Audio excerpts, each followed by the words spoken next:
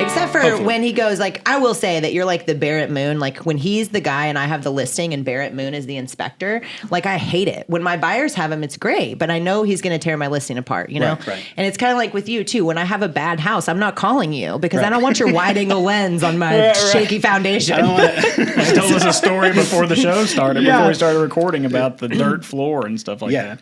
Or people that are hoarders that expect you to take good pictures of their house. Yeah. Well, and so let's jump right in, too, then to the legality, because there's so many things we can cover on this, and we're going to kind of run the gamut on all the things real estate photography. So especially if you're an agent interested in taking your own photos, listen to the rest of this episode because you'll change your mind. Yeah. But Kendall, go ahead. I sent you some information last night. We've decided to change Kendall's target. He's not looking for real estate clients anymore. He's looking for photographers who have been violated. Breaches, yeah. No, Jamie sent me an interesting article about a pending case. Where was this out of? I don't remember seeing. I think it's like in California. Yeah, this guy's in California, but I don't know where the case filed. It's probably in federal court in California because he sued our friends at Zillow. Oh, it's our favorite people. We love Zillow. If you're feeling Zillow today, I'm sorry. Yeah. But anyway, Zillow's getting sued, so. Whoop, whoop, ding, ding. They apparently have access to certain documents and photographs that are in the public domain and for other places where they have licensed the use of photos. But according to this lawsuit, they do not have a license to utilize the multiple listing service, the MLS. And all the MLS photos that are on there are obviously copyrighted through the MLS and the photographers that took them. And this photographer has had allegedly 543 of his image directly pulled off the MLS and used by Zillow on their website where they have property listings and other things. Oh, and wait, get your calculator because he's about to tell you how much that costs. The article references, and I've done a little research on it, so I'm not sure that this number is definitely inflated, but they've alleged that there are 543 photos that are each an independent document of their own for where Zillow has infringed upon their copyright, their actual copyright rights, and that the statute says that since it's willful and they knew they didn't have a license to utilize those from the MLS, it's $150,000 per photo in damages for a total of $81,450,000. Started from the bottom, now we're here. I would not shoot photos ever again. So, I'm selling them all to Zillow. However, I finished here. reading the article and I was like, wow, I need to get into that business. Yeah. Right? But so if anyone's looking for representation and your photos have been snaked by Zillow, Kendall's available for representation. But moving on. Yeah. But the end of it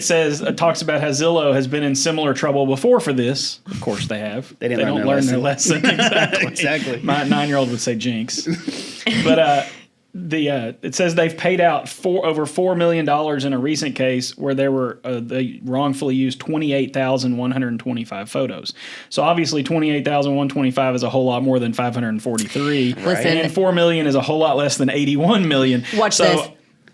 My experience in sales tells me, you guys, that, and you can tell me if it's legal, but what we should do probably is take some of your photos and let's go file our own lawsuit. And what I've understood about the market is if you just come right underneath that number, you know, that they're paying out on the other cases, you just come in there and just boom, and make yourself available. We'll give you a deal. We'll give you a deal. Hey, you're paying $150,000 to him. I'll take $125. Right. And I'm only going to claim it on 200 pictures. Yeah. Well, this is why I asked you before the show started about how many photos the average house has. And I think you said it's usually 30, at least it's published. Yeah. You probably take many more at each house, and then you select the best of the group that you take. I don't exactly know how it works, but I read the statute, the squiggly line. Squiggly line, here we go. Cited in this article, and it indicates at the end of it that it says, for the purposes of this subsection, all of the parts of a compilation or derivative work constitute one work.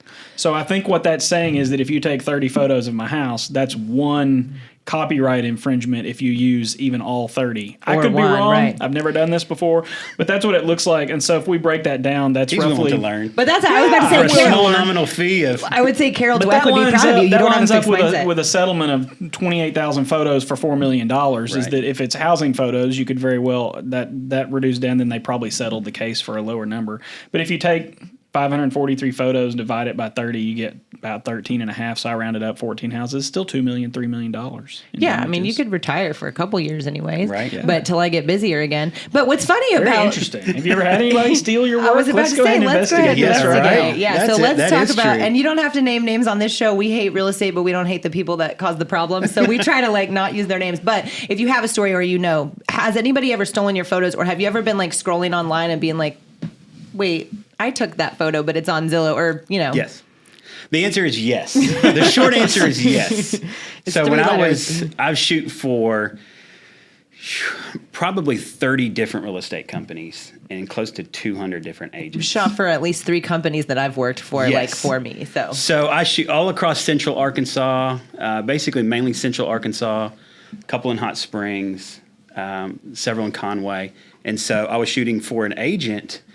The good thing is I develop good relationships with everybody I shoot for, and they know my work because I like to help promote other either agents, builders, whatever. So every time I load stuff online, I like to brag on the houses and whoever's either building them or selling them. So it helps me get more exposure. It helps them get more exposure. I guess you're also like really fun to be around. I told everybody before you walked in, I'm like, photography puns like exposure. And, I know, right? He's trying to be like me. I know he is. But it's funny though, because just disclaimer: if you haven't met this guy and you're in Central Arkansas, this is who should be taking your pictures because he's fun. So I get what is it? Zig Ziglar says, "Help enough other people get what they want, you automatically get what you want." So I said that. Not so I help Ziglar. Try to set other people up for success there. So, but when I was shooting, I post everything online on my Facebook page or Instagram or whatever to get exposure for a lot of these people.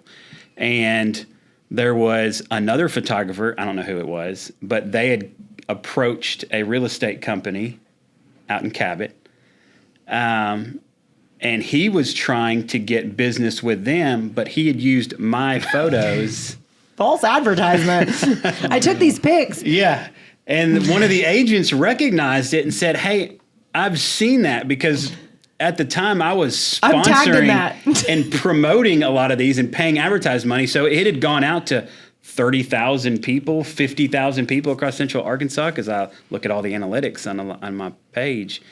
And that was one of the bigger promotions that I did. And so a lot of people have seen those photos. So he had a good reason to use them. Whoever it was didn't think that through thoroughly and used my photos as his marketing material to approach another company and said, "Hey, look what I can do." But I mean, there's got to be a level of like, yes, that's frustrating, but there's also that like imitation is the greatest form of flattery kind of deal where you're like, oh, well, I mean, that's great, but I've been building this business for 20 years. So if you could not. So that's just stupid. That's just dumb because when you're that big and have that much outreach or exposure, it's good and bad. People try to steal your stuff, but I guess it's good enough to where enough people know. Hey, that's great. I know that this guy didn't take those photos, so... Well, there's a unique sort of edge to your photos, too, that it's called 3-wire, but the way that your photos come across, like when they hit my Facebook feed, I'm like, well, like this house looks nice, even if it's not a nice house. So that's, there's some style to the photos, which I really like. But...